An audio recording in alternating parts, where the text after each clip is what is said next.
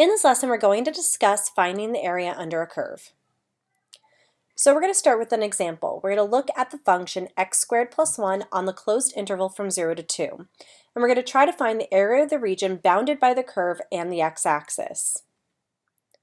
Okay, so this is the region that I'm looking at right here that's shaded underneath. So I want to find what the area of this is. So how can we find it? Well, right now we're going to find it by approximation. So we're going to divide that interval, so that means this interval here, into n subintervals of equal width. The way we do that is we use this formula. We take our interval and we divide it by how many subintervals I want to make. Okay, that's going to give me delta x, which is the width of each of those subintervals. Next, within each of those intervals, I'm going to create a rectangle whose height is given by the function value at that point. There's three different types of rectangles that we can create. We can create a left-sided rectangle, a right-sided rectangle, or a midpoint rectangle. And I'll show you how to create each of those. Depending on which rectangle we use, we could either over or under approximate the area, and you'll see when we look at the visual in that region.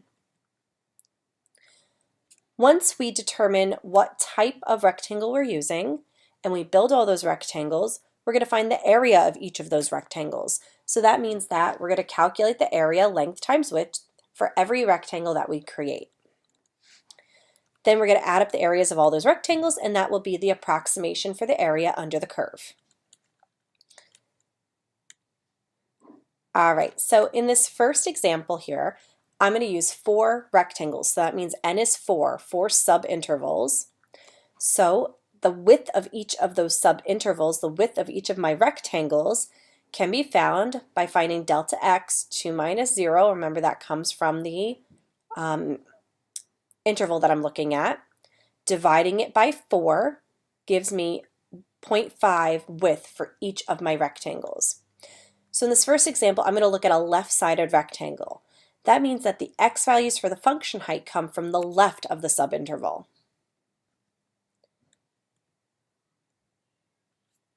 There's my second rectangle, my third, and my fourth.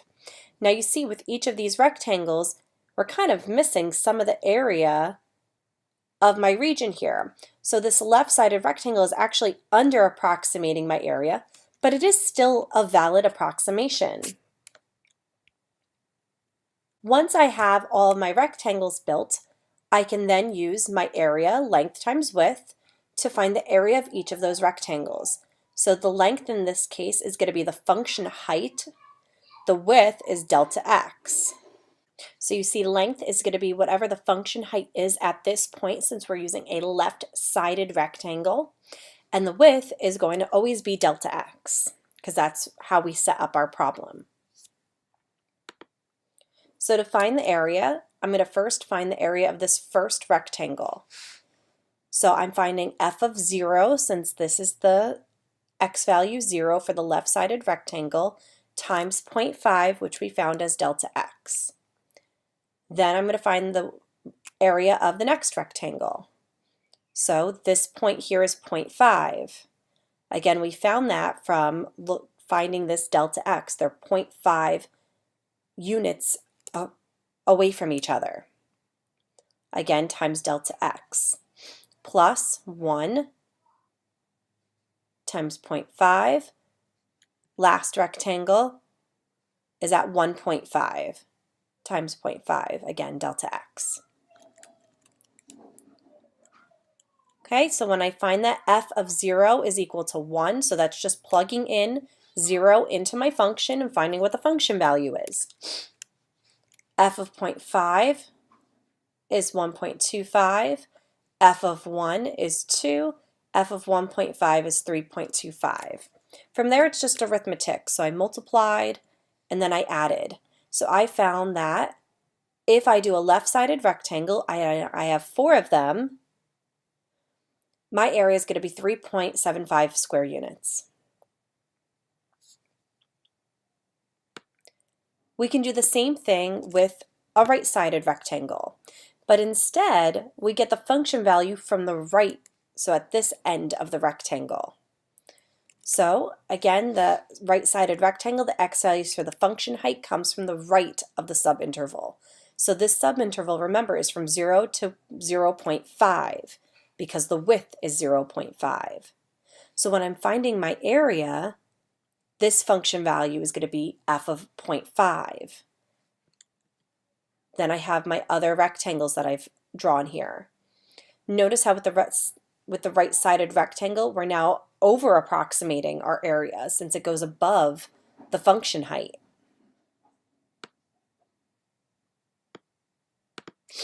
Doing the same process that I did with the left-sided rectangles again, the function height at the first rectangle is f of 0.5 times delta x, which is 0.5, plus second rectangle f of 1, because this interval is from 0.5 to 1, times delta x, plus 1.5, f of 1.5, times delta x, and then the last interval, f of 2, since that's the height of this rectangle, times 0.5. Found all those function values, multiplied and added. So I found that my area is now 5.75 square units with the right-sided rectangle. The last type of approximation I could do is with a midpoint rectangle. So that means I'm finding my x value in the middle of my interval. So again, if this interval is from 0 to 0.5, my function height is going to be taken from f of 0.25 because that's what's in the middle here. Notice how with the midpoint rectangle, it seems like it's a little bit of a more even approximation because there's a little bit of over approximation happening and a little bit of under approximation happening. So it should almost even each other out. This should be the more accurate of the three types of rectangles that we can use. Again, going through this whole process, again, if my interval is from 0 to 0.5, in the middle, it's 0.25. So f of 2.5 is the first function height I need to find. From 0.5 to 1 in the middle is 0.75. That's where this function value came from. Between 1 and 1.5, it's 1.25. And then between 0.5 and 2, it's going to be 1.75. Again, found the function heights, multiplied, added, I get 4.625. And this happens to be the closest approximation that we had. Now let's think of ways to get better approximations. So one way is to add more rectangles. The more rectangles you have, the skinnier they are, and the closer that they're going to fill in the shape of this curve here. So if I look at this applet here, this is our function that we were looking at, x squared plus 1 from 0 to 2, and we were using 4 rectangles. When I was approximating using left-sided rectangles, I had 4 rectangles, and this was the area I got, 3.75. This is giving the actual area. It's 4 and then 6 repeating, so 4 2/3 is my actual area. So this is quite an under approximation. But if I kept with the left rectangles, but say I did twice as many, we could see how now that area, the estimated area of using 8 rectangles, got a little bit closer to the actual. And if I did 16, we could see that the amount that we're not getting here, the amount that we're under approximating, is getting smaller and smaller with the number of rectangles increasing. So even with 32 rectangles, we're closer, but we're still not that close to the actual area. Let's see if I double again.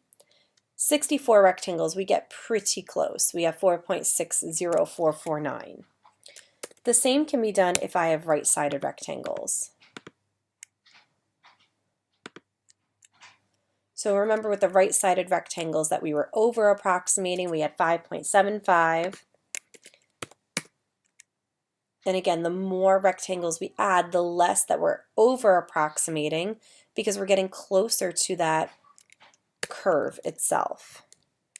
So I think 64 was a good approximation with the left-sided, and we could see that we get pretty close, but it's not exact.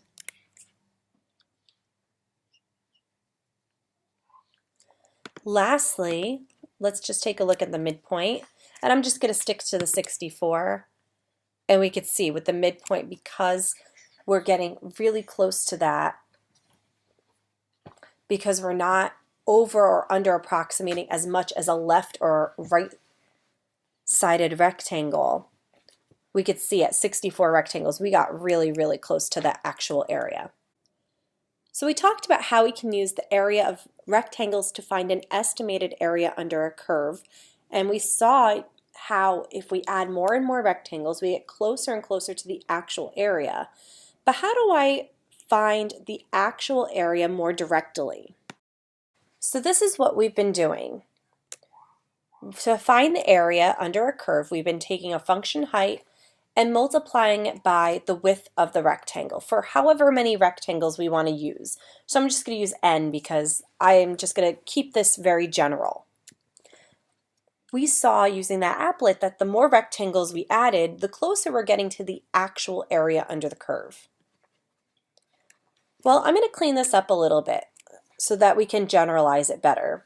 So since every single one of these terms here, every single one of these rectangles has a delta x, I'm going to factor that out. So inside of here, I just have the sum of all these function values. So we're going to use a fancy notation. This is a sigma. If you've done any statistics, you've seen this before. And we're going from one rectangle to, again, however many we want to have. We're going to keep it very general. What we noticed by adding more and more rectangles is that the area gets closer and closer to the actual area under the curve. So as the limit, as n gets bigger and bigger and bigger, what is happening to the area of all these rectangles? It's getting close to the actual area under the curve, which can be found by finding the definite integral. So let's go back and find the area under the curve using the definite integral. All right, so if we look at this problem as a definite integral, we're looking at the integral from 0 to 2 of x squared plus 1 dx. So first thing we're going to do is integrate x squared plus 1, which is x cubed over 3 plus x. We're evaluating from 0 to 2. So I have 2 cubed over 3 plus 2 minus 0 cubed over 3 plus 0. We know this term is just going to end up going away because it's just zeros. So I'm left with 8/3 plus 2, which reduces down to 14/3. 14/3 is about, you guessed it, 4 2/3, so 4.6 repeating, which matches what we saw in the applet. Just to recap, in this video we discussed two different ways to find the area under the curve. The first way was to approximate the area using rectangles and creating a Riemann sum, and the second way was finding the actual and exact area by using a definite integral.